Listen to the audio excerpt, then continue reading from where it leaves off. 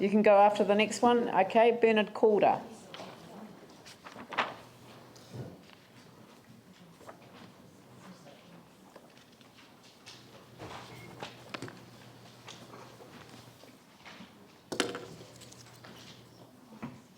Thank you, Your Worship and councillors, for the opportunity to present this submission. I've got 4.5 pages here, so I'm sorry, I'll just be cherry picking through it and a few additional comments. Bernie Calder from South Shore. Generally, I think the council must get back to its basics. With so much infrastructure in need of repair or imminent replacement, it's time for the council to abandon nice-to-have projects such as neighbourhood street enhancement, artwork, etc., and concentrate on the efficient provision of basic services. Regarding the anchor projects, I'm not in favour of ratepayers' money being spent on the former AMI stadium or the new multi-sports facility. We should not give up trying to renegotiate these matters with the Crown. However, I would be very grateful if money from one of those facilities, a little money, was diverted to the QE2 site to ensure we had a 50-metre pool like we used to have before.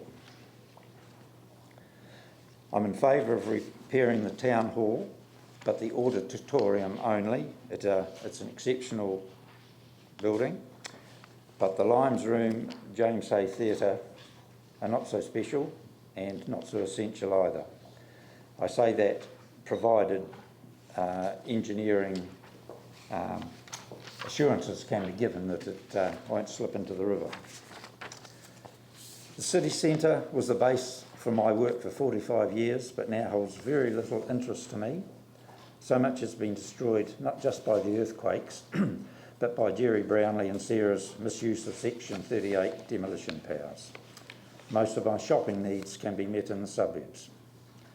However, I do not want central Christchurch with its magnificent River Avon to die completely, and feel that a few administrative type businesses can be encouraged back, then apartment living and entertainment businesses and venues should be encouraged there. But please don't spend $29 million on a playground where the Centennial Pool was. That would be a gross waste of money, when 1/10 of that amount would repair the facilities at the South New Brighton camping ground or other more important suburban facilities. Perhaps the central library is larger and more grandiose than necessary also. I presently find that ECAN rates absorb about 15% of my, council and ECAN rates absorb about 15% of my pension. I'm opposed to further increases being larger than the annual CPI. The council should tighten its collective belts, delay or scrap non-essential projects and sell some non-strategic assets, including unused land instead. I do not think ratepayers should be paying for any services that have traditionally been provided for by a central government, even if the governments have provided the legislative pathways for this to happen. We then are, in effect, probably paying twice. Regarding the selling of assets, I'm philosophically opposed to the selling of shares in our strategic assets, the airport, the port company and Orion, SSO Orion. With City Care, Redbus and Able, I support the council selling some shares there, but perhaps retaining 51%.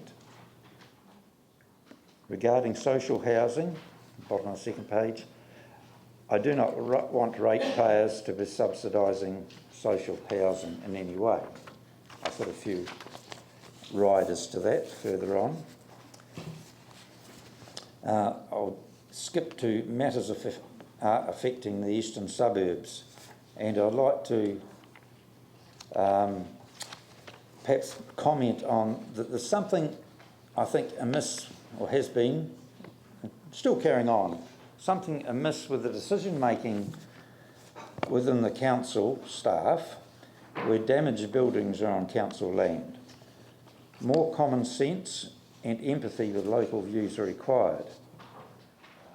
I cite the South Brighton Camping Ground, South Brighton Bowling Club, which got skittled unnecessarily, and there had to be a new community centre on the considerable cost. Problems with the Roiti Golf Club could have been sorted without the scandalous activities that happened.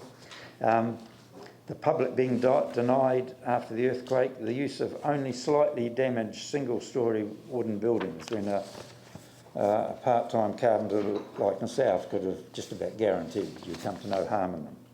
The CEO needs to shake up the department or departments responsible for these stupid decisions in some cases. More to the eastern suburbs. Previous administration was stupid enough to sell the forestry rights to Bottle Lake Forests without consultation with ratepayers. It would be more sensible to bought out Selwyn Council's remaining shares, establishing a controlling interest and then possibly selling the remainder. Anyway, the result seen to the council is a poor relation in controlling what happens on its own land there. I seek that negotiations take place with the logging companies to have them refrain from felling the presently unlogged section of the green track and to foster further permanent mature exotic forests close to the headquarters and access points. If done properly, we can have the benefits of a Hamner Springs type recreational exotic forest on the city's doorstep. I'll now skip a few things and go to Bexley. The Bexley wetlands suffered badly in the earthquakes, and because they have dropped over 1/2 metre and lost most of the islands and a variety of habitats, do now not support the breeding of many species, probably any. More importantly, the wetlands supported the breeding of 2 endangered gull species, the red-billed gull and the black-billed gull, with a total of 200 chicks surviving each year. The opportunity exists by excavation and earthworks behind the stop bank surrounding what was Pacific Park to recreate similar habitat to what existed before the earthquakes. Such a sanctuary would provide both an invaluable contribution to the wildlife of the city and a fitting memorial to those forced from the area by the earthquakes and consequent red zoning. I'll skip the Brighton Camping Ground and my desire for dog walking at South Brighton Domain. It needs to be reinstated what it was before. Really just asking for things in the east to be put back the way that they were. But there is an urgent need to give protection for the properties on the estuary side of Rocking Horse Road on the South Shore Spit.